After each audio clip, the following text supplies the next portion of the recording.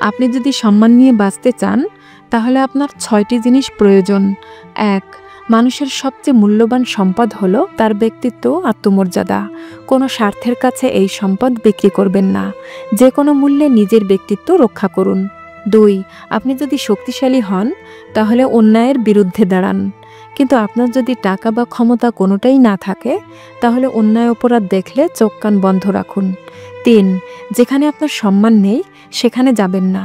মনে রাখবেন, অন্য মানুষ যত বড়ই হোক না কেন আপনার মর্যাদা তার চেয়ে কোনো অংশে কম নয়। ৪. বেশিরভাগ মানুষ রসিকতা বোঝে না। যারা রসিকতা বোঝে না তাদের সাথে রসিকতা করলে তারা আপনাকে অসম্মান করতে পারে। তাই কথা বলার সময় কারোর সাথে রসিকতা করবেন না। ৫. আপনার ক্ষমতা থাকতে হবে।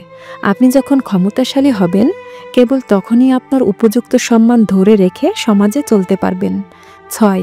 সমাজে মাথা উঁচু করে বাঁচতে হলে প্রচুর টাকা রোজগার করুন। টাকা ছাড়া একজন মানুষ বুলেটবিহীন বন্দুকের মতো। তবে হ্যাঁ, টাকা কামানোর জন্যে কখনো অসৎ পথে যাবেন না।